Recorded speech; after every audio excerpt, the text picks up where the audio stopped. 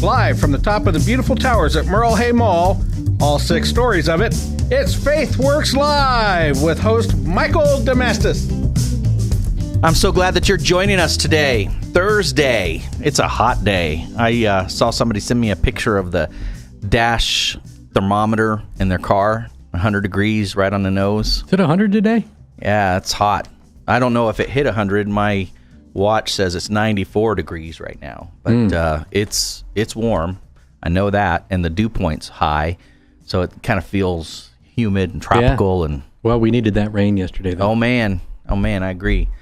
My yard was looking lunar. We have August yards, right, in June. You know, last year it got all dry in June, and then in July it started raining, and it rained the rest of the summer, and everything stayed nice and green. That was kind of nice. It was kind of crazy, and I'm wondering if we're going to repeat that, because last June we got hot like this for a little while, for a couple weeks, 2-3 weeks, and then the rest of the summer wasn't too terrible. Honestly, It was kind of decent. But I want to talk with you, the listener, and I want to ask you a question. Have you ever had somebody talk about you behind your back? You couldn't defend yourself. And let me tell you a personal story. Okay, our church, we went through a lawsuit a while back, and Michael, you know that we did this last year, and the lawyers that kind of handled our case were pretty hard-nosed about what I could say and couldn't say, and how much media I could engage in, what I could put on social media. They monitored like everything, so I had to be very careful. And one particular reporter in the Quad Cities wrote for the Quad City Times, wrote this editorial piece on our church. And he actually sided with us on the case. He thought that we had a valid case, which I thought was pretty cool. But he then went on to say things like, well, Pastor Damastis has a constitutional right to preach bigotry and hatred from his pulpit as much as he wants to, which I'm sure that he does every single Sunday to his rabid listeners. And so he went on to talk about, who he thought we were. Yeah. In this article. But he was ultimately agreeing that we have the right to be able to do, what we want, especially within our own house of worship. And, did that just get at me? And I even asked permission specifically from our lawyers at the time. I'm like, please let me. And I wrote this letter to the reporter, and I said, hey, I want you to write another article about us, but I want you to do it having met me personally, face to face. And I want you to come and join in on our worship services so that you can see if this is who we are. And in fact, if you don't want to do that, if you don't, have the time to do that, why don't you go to all of the sermons that are online from our church and just listen to, pick something random, go back 8 weeks and just pick out a sermon and listen to that. And then I want you to tell me if you still think that I preach hatred and bigotry regularly from my pulpit. That's what I want you to do. And I would just love to be able to just talk to you face to face over a cup of coffee. But I wrote this letter out, to him, really nice, respectful letter. And my lawyer said, no, it's just like pouring gasoline on fire. Just leave it be, let her go. And I don't know. That was one of the most difficult experiences. Have you had that experience happen to you, Michael? Well, I haven't had an experience like that. But we certainly go through situations in the church, and people experience this at the workplaces too, where their integrity is questioned, where things are said about them based on assumption, lies perhaps are talked about and passed around, and it is probably the most frustrating thing that we as human beings go through, I think, in terms of our relationships with others, how this the damage that is caused by false ideas and truths, and, well, frankly, we're just talking about gossip. Right. Gossip that goes. And what makes your situation there with the lawsuit a classic example, and I know we're talking about media and all that, so it's a little different. Not everybody's going to experience that. Right. But they're unsubstantiated. Right. So the information that was made public was not made public, verified with knowledge. And I couldn't defend myself. And that was the most difficult part of that process, because I wanted to so bad to be able to defend my own integrity, my own honor, and I didn't get the opportunity to do that. And I think that is just a small snapshot, a microcosm of what happens to people all around the world every day. We all face these scenarios where things are said about us, and usually we're not there when they're said, and we don't even get the opportunity to defend our own honor, our own reputations. Well, we're talking about high-maintenance relationships, and specifically the gossip. The gossip doesn't require a whole lot of explanation, does it, Pastor Michael? I mean, everybody knows what a gossip is. I think there are some qualifications, though, that we do need to make, because passing along information in and of itself is not necessarily gossip if it's substantiated and helpful. Right. But often, the kinds of information that we pass from one to another is unsubstantiated information, is not helpful, is not anyone's business, or at least not among the people having the conversation. And then that's when gossip is in play. But there are people in our lives, at work, in our families, at church, for whom this title, The Gossip, is ideal, because this is how they are. This is in their DNA. And that's what we're talking about today in High Maintenance Relationships, the book by Les Parrott.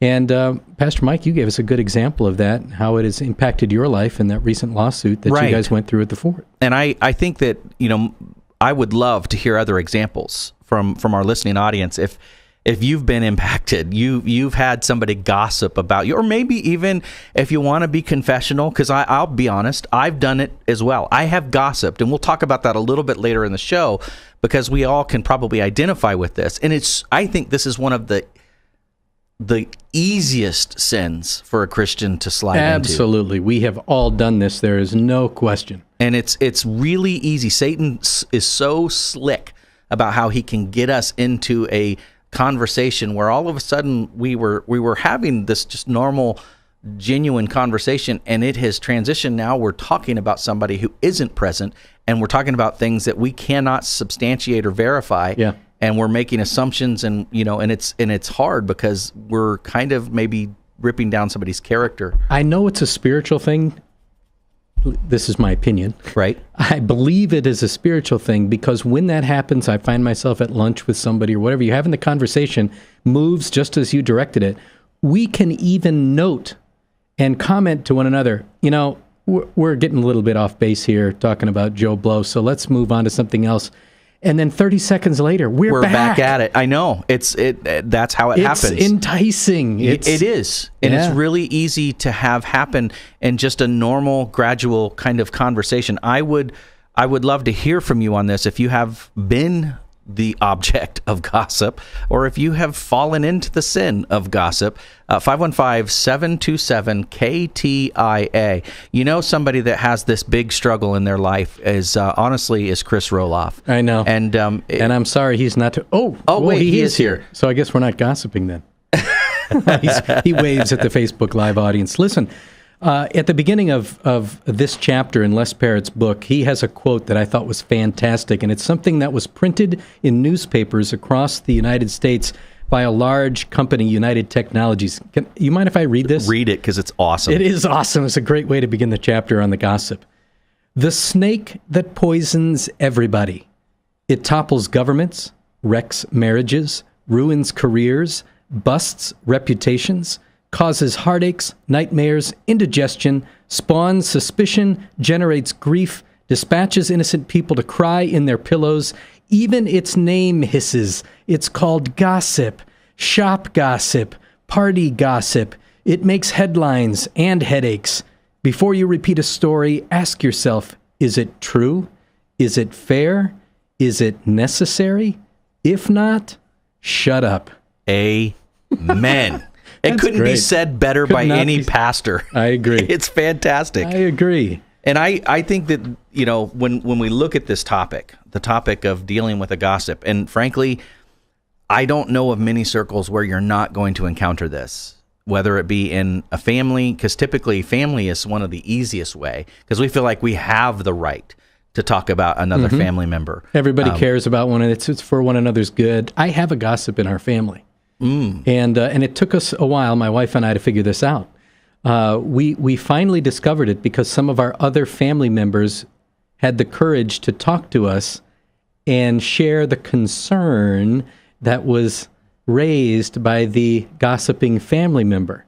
So we came to know who the gossip was because eventually everybody realized that it was gossip. Right. And so it came back to us. And so my message to them was one of the things that Les Parrott says in the book, which is, if they're gossiping about me, right, they're probably gossiping about you. That's the truth. And that's something that is a hard pill to swallow.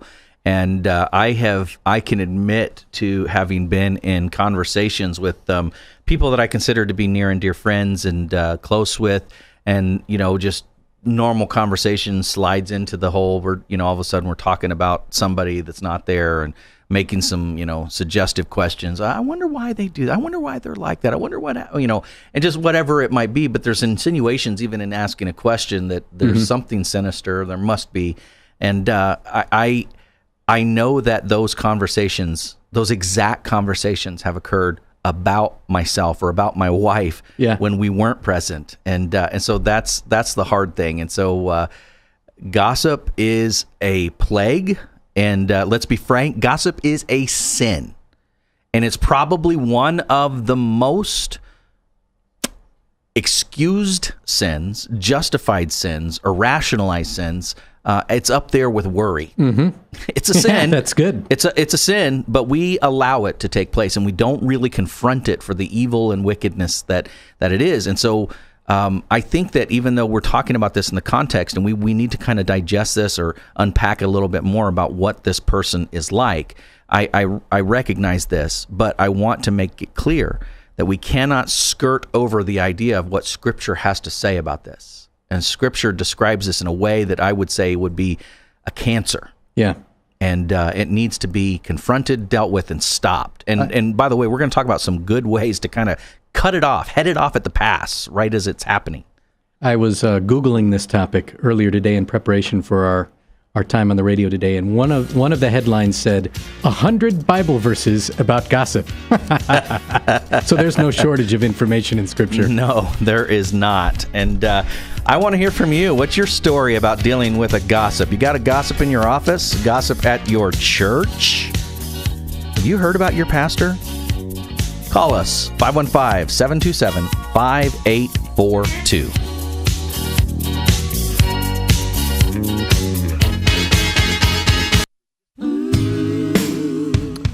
From Ames to Bondurant to Carlisle and everywhere in between, you're listening to The Truth, 99.3 FM. So come join in on the conversation by texting or calling 515-727-KTIA. And I'm Mike Damastis. I am the host of FaithWorks Live. Joining me in studio today is my good friend and buddy, Michael Mudloff, West Kirk Presbyterian Church here in Urbandale. Tell me a little bit about your service times and website. Thank you very much. Yes, we are 2700 Colby Woods Drive, westkirk.org. We have 2 services on Sunday mornings. 9 a.m. is the traditional service. Sunday school follows that. And at 11:15, we have the less traditional service. I love it when you say that every week. Less traditional. Yeah. That's fantastic. We also have in studio with us Chris Brass, who is our producer. Chris, how you doing today? I'm doing pretty good. That's fabulous. And we got a caller, and so I'd like to talk to the caller online. Caller, are you there? Hi. Hi. How are you today? Am I on the air now? You are on the air. Great. Hey, I was calling in because you were talking about gossip and stuff like that, especially in the church. Yeah. And maybe, have you ever experienced this? I've experienced this where someone says, hey, I need you to pray about this thing. And then they start telling me about somebody else's business. And yes, I feel like that's gossip. Yep. Go ahead. That's not just gossip. That's Christian gossip. That's right. That's blessed gossip. appreciate you, Chris, caller, and thank you for caring and listening to. Well, I have a question though. Okay. Chris All right. Brass, you were a little slow on the switch there. Yeah. I should have dropped that a lot sooner. Go ahead, Yeah, sorry Chris. about that. Caller. Roll off, caller. So the question that I have is, do you confront the person in the middle of it? Like, do you say, hey, like, that's gossip and stop? Or do you just let them finish and then let it die with you? In other words, just you don't take it any further? Or how do you approach that? Like, how do you approach that person sharing that? Great question, genuinely. And I'll tell you, in my own experience, and Michael, I'd be interested to hear from you as well on this. I have had situations where I've been in class and I've been teaching, and you ask, are there any prayer requests? And all of a sudden, somebody starts doing this. Mm-hmm. And I have done both. I have let it go and just politely listened, knowing even while I'm listening, this is wrong. This is gossip, and feeling guilty for allowing myself to not have the courage to stop it and shut it down. And then I have shut it down. And I've said, you know what? Why don't we talk about this privately? Maybe we need to talk about it with the person that's involved. And this isn't something maybe to share in a public arena. And I stop it, literally, right in the middle of it. And so I've done both. I can tell you the latter, is much more awkward and uncomfortable to do, but I think it's the right thing to do. Yeah. I think that one of the things that happens in the culture of the individual church is when we take the time to do just what you described there, Pastor Michael, is the messages get sent. Now, somebody's toes get stepped on in the process of sending those messages, but after a while, people begin to pick up and recognize, and the culture shifts in the church. I think part of the problem that you described there when you were saying, sometimes I let it go and sometimes it catches us off guard. Right. You know, you're thinking you're about to hear a legitimate prayer request, and it probably is a legitimate prayer request at some level, but the information being passed along is unnecessary. Right. And unsubstantiated. The person present might be known to a lot of people, may not. Doesn't really matter. Right. But if we don't know, and if it's clear that the prayer request that is being passed along is something that we're uncertain about, it needs to stop. We're all guilty. Charity had messaged in Facebook Live earlier, yes on both, to the question of, have you been involved in, or the victim of gossip? Have you been involved in gossip? And that's the honest answer for everybody. Thank you, Charity. Yeah. We've all been on both sides of that, sometimes innocently, but other times quite deliberately, and everything in between. So it catches us off guard, especially in church. And we chuckled about it with our caller, Chris, but it is a reality in the life of the church that sometimes folks will use prayer requests as an opportunity to pass along information that's not necessary to be passed along. And like that gradual or conversation that you can be in, which is innocent at first, all of a sudden you find yourself in the middle of a scenario where a person's jumping into gossip. So and that can be difficult to recognize. And so maybe what I would like to do, and that's, thanks for pointing that out. And one of the things that we want to say in terms of coping with a gossip, and we're going to circle back to this later, but don't just sit there. Say something.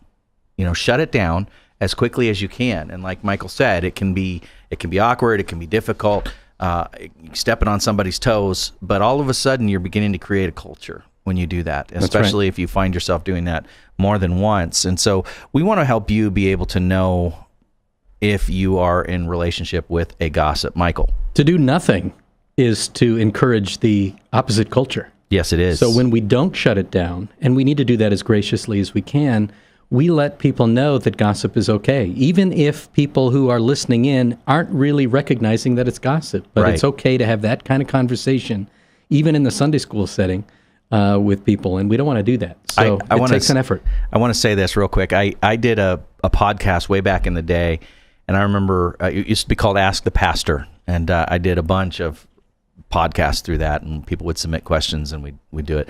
But I remember doing a show one time on gossip. But before we did that show, the show before that aired, I ended that last show by saying something like, "Hey, Kyle, I need your prayer. My wife and I are not doing well. She's leaving, and I need you to be praying for me, brother." And so he was like, "Oh, okay," and we let the show end on that. And so the next show that aired a week later, you won't believe the amount of information that had been shared, not only in my church, through email, through people. It was crazy, and that gave me the impetus to go into that show on gossip. And it was true. My wife and I both were ill. We weren't doing well. And she was leaving. She was going to visit her mom and dad in Illinois. So all of that was true. It's just that I let people draw their own conclusions from that. And I'm sure there were a lot of details. People knew a lot of the details about what was wrong with your marriage. Well, each one of the kids and everything else. Exactly. Yes. So it was a fantastic illustration. A lot of prayer requests going on that week. I know. Well, let's talk about the anatomy of the gossip. Michael. Do that. Let's talk about, and one of the first thing that not the parrots, it's only Les who wrote this book, not Les and his wife Leslie.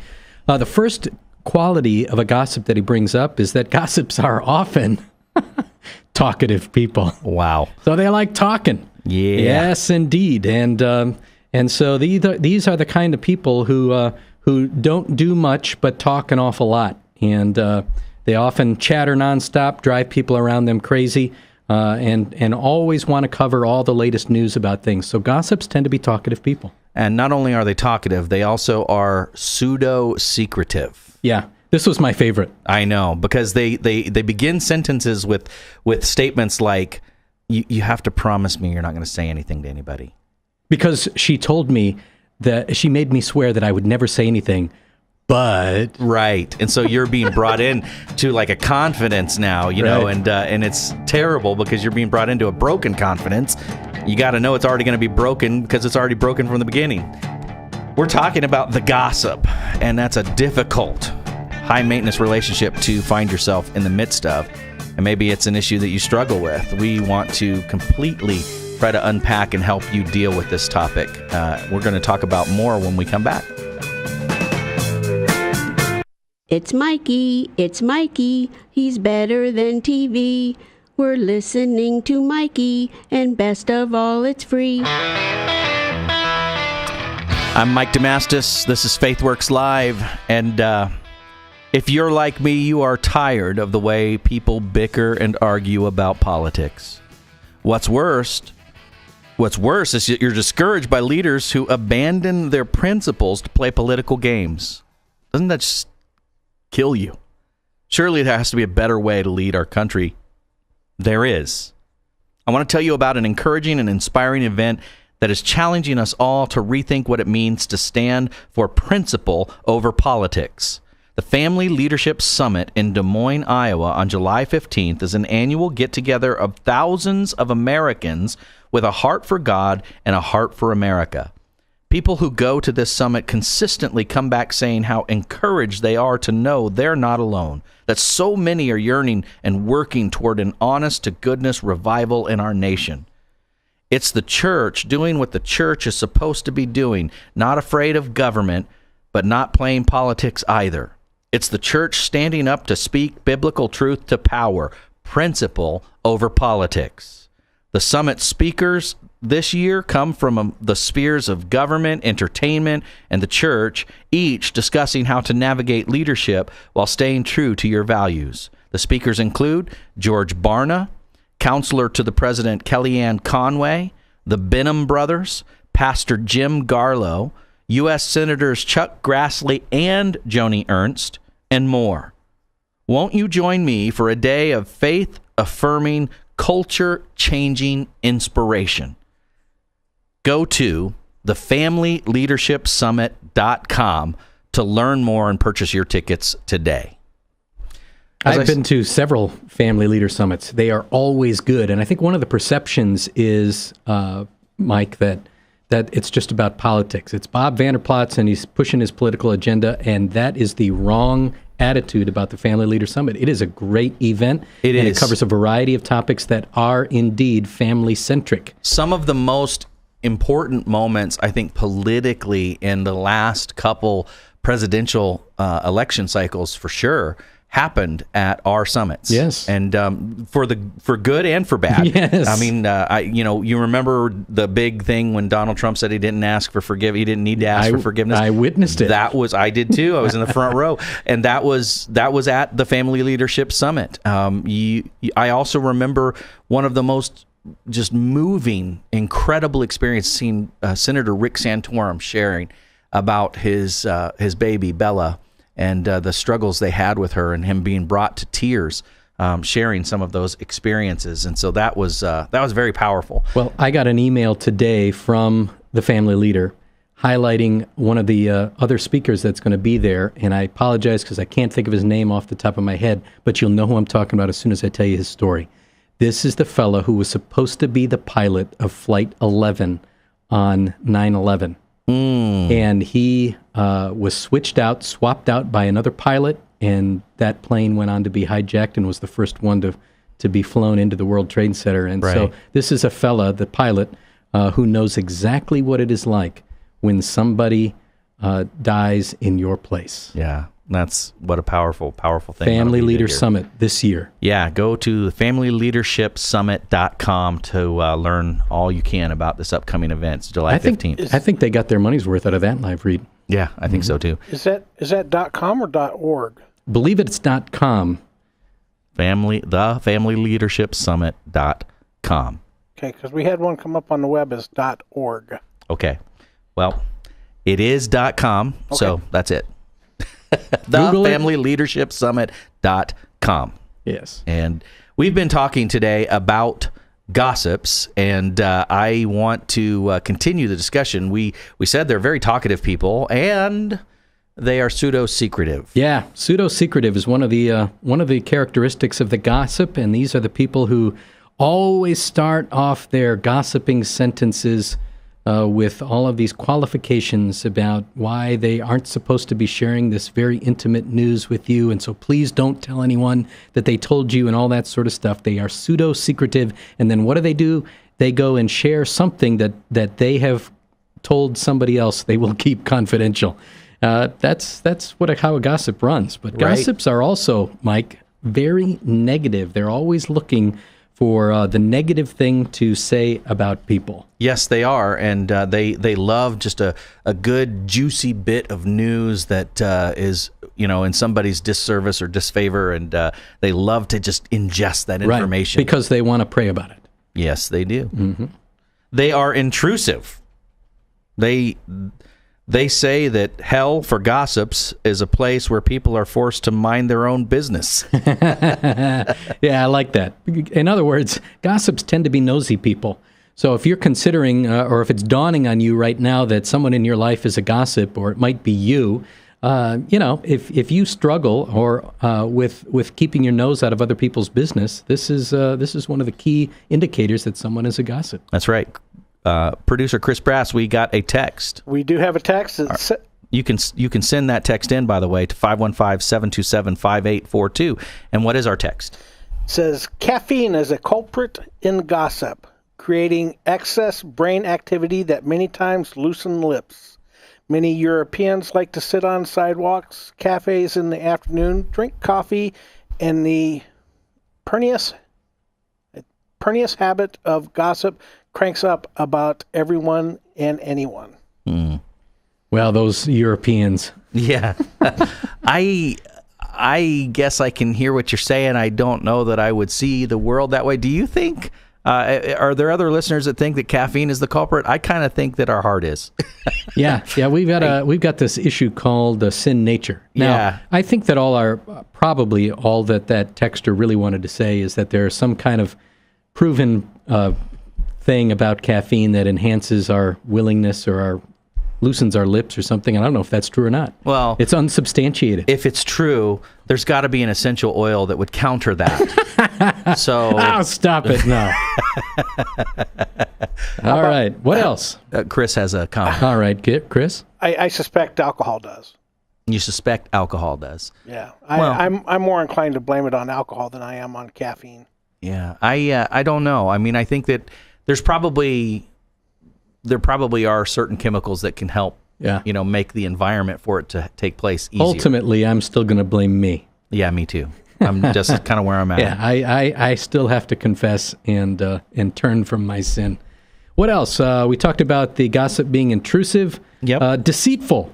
That's another characteristic of a gossip. One of the quotes or one of the statistics that is in Les Parrott's book is that the average person tells about 13 lies per week.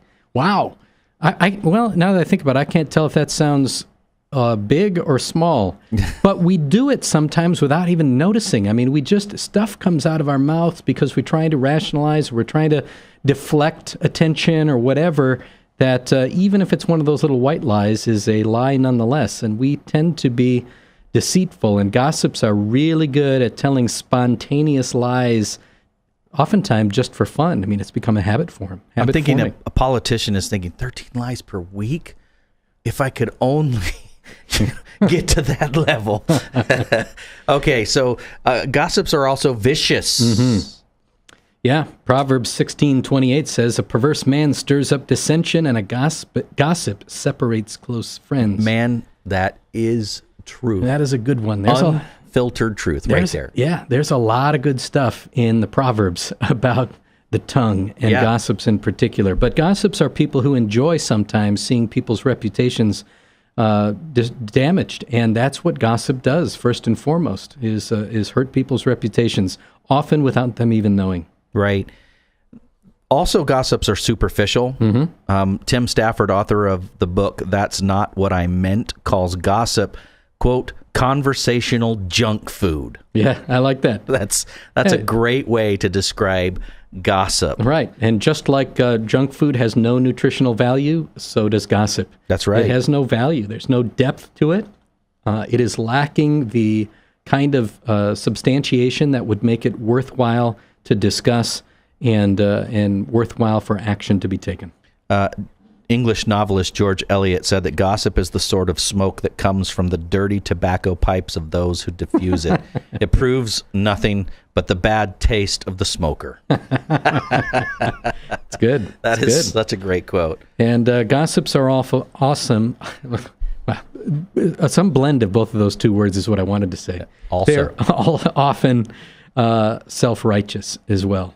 Gossips get upset when they hear other people gossiping about them, but that's what they do. That's what they do. And that's often we're all guilty of that too. We don't like being gossiped about, but when we get stirred up about that, but we often find ourselves engaging in gossip, and that's part of the problem. I think we need to talk about how we're going to know if we're dealing with a gossip. Right. So are you finding yourself in a situation where you've learned that there are certain people that just, you can't tell them many things. You have to trust what you say to them.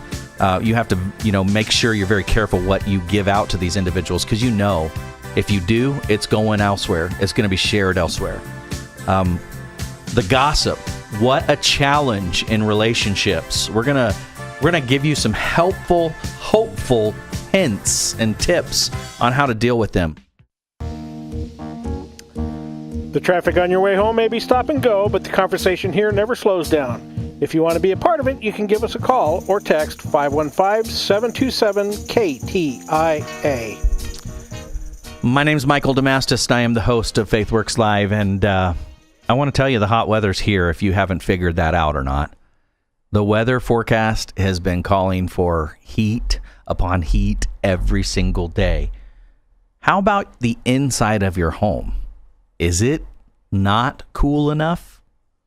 Maybe it's something like you've got furniture blocking one of the vents in your home, or maybe you have a dirty air filter. Those are easy fixes. But maybe it's something more like a dirty coil or an outdated unit. There are many, many reasons that can cause insufficient cool airflow from your air conditioning unit in your home. So you want to make sure that your system is running as it was designed to run. Nathan Shanks at Baldwin Heating, Cooling, and Plumbing can make sure that you have a cool home. His crew are experts at handling any and all air conditioning issues.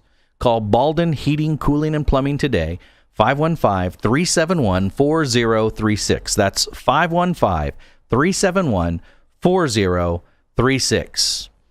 And in studio today, joining me is Michael Mudloff, the minister at West Kirk Presbyterian Church right here in Urbandale, Iowa. Also, we are being produced by Chris Brass, and we're talking about the high-maintenance relationship, gossips. and they are tough to deal with. And so we want to use this last segment to just give you hopefully some mechanisms to cope with them. Yeah.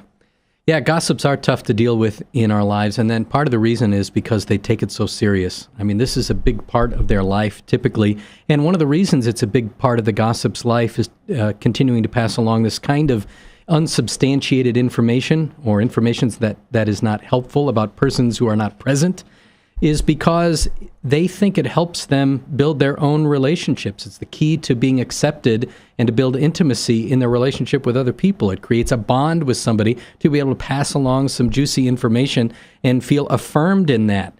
Another reason gossips love passing along juicy news is because it tends to normalize their life. How do we know that? Well, often this is where I see gossip in the workplace when I'm dealing with folks from our church, because they get encouragement to continue within their bad behaviors from coworkers who don't want to deal with the guilt that they have over their own bad behaviors. So they normalize, they feel like they're normalizing their own behavior by encouraging others to do the same thing. That's what gossips like to do. They feel like passing along information normalizes the problems in their own life. Sometimes a gossip might not even realize that what you're sharing with them is confidential.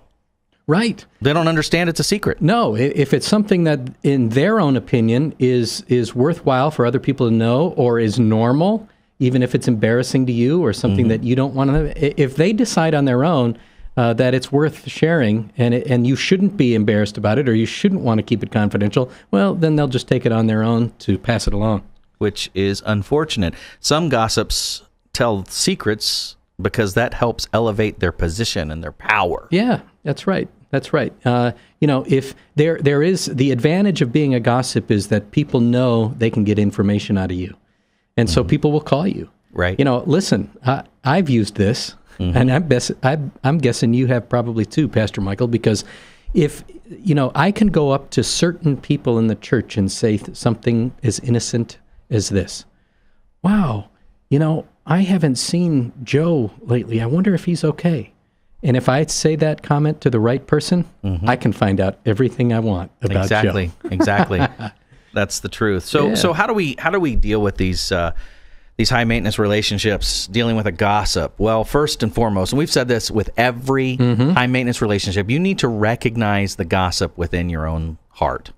Yeah, because we too have passed along information at some times and realized that being the one who's got the information, the one who is in the know, is a power position.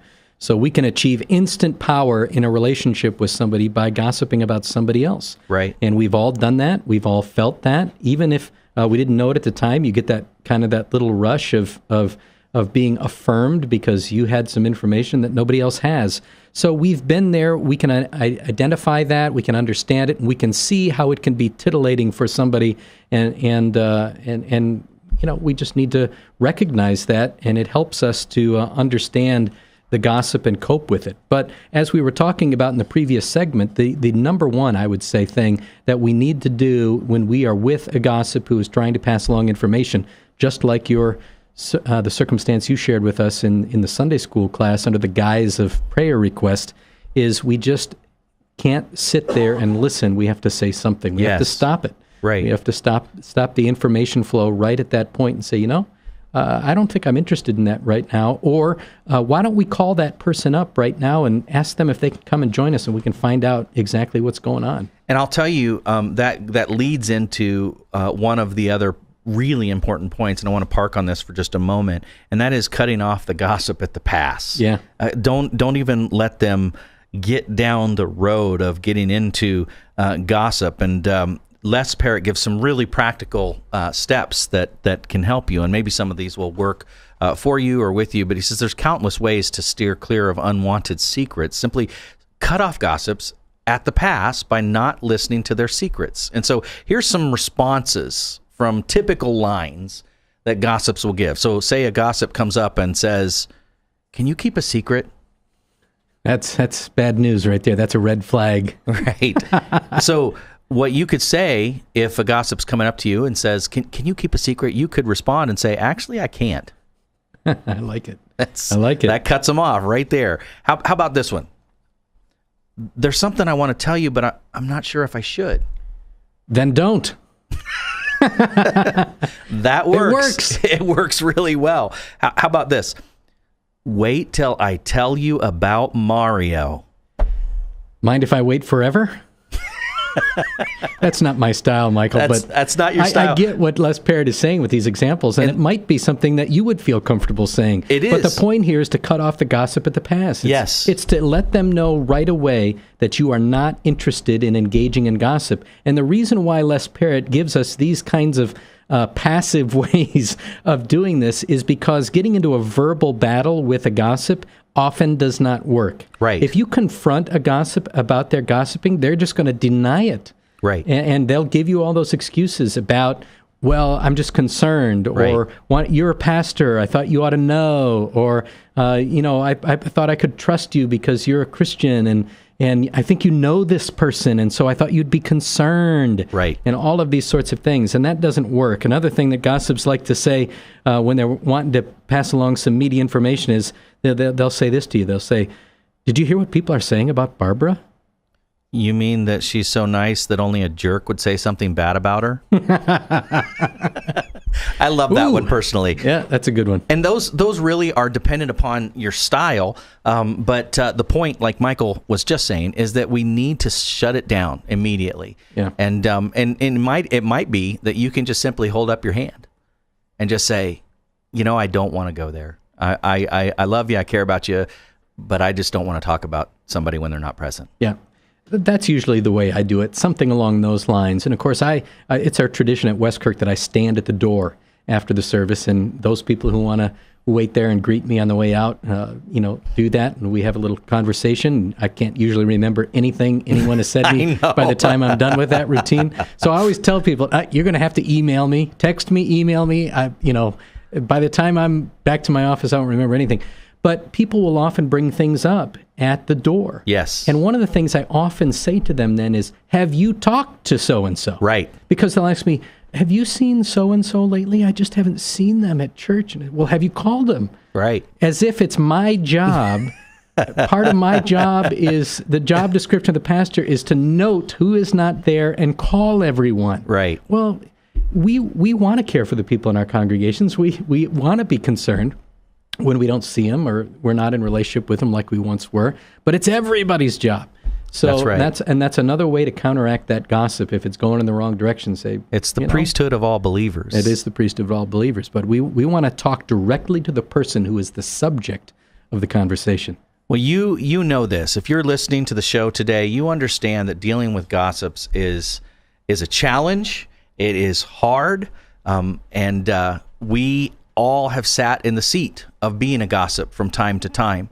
But we wanted to be able to discuss this because I think this is probably, of all the ones that we've dealt with today, is that the gossip is one of the most challenging. And I want to leave you with this one passage of scripture out of Proverbs 26 verse 20. It says, "Without wood a fire goes out, but without gossip a quarrel dies down." You know what, Pastor Michael, I just love being able to discuss this stuff with you, and we're going to get into some really great topics coming up here next week. We're going to start talking about healing, and why is it that sometimes we ask God to heal someone and He doesn't? Oh boy! And why does He heal somebody when they've asked for His help? How does He partition that out? So those are going to be challenging topics. We hope you'll join in with us.